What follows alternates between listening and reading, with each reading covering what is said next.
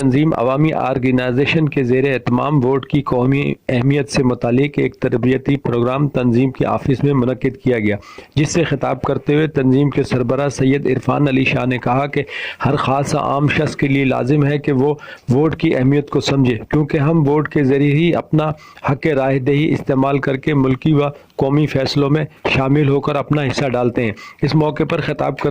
کرنے والے دیگر مقررین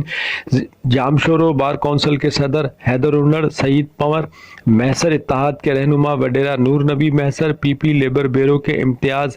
ہینگریو، زاہد حسین، خلیل احمد چنا، اسیر مکسی نے کہا کہ ووٹ ہماری ذاتی اور قومی قدر و اہمیت کا ذریعہ ہے، لہذا پہلے مرحلے میں ووٹ کا درست اندراج کروانا ہوگا تاکہ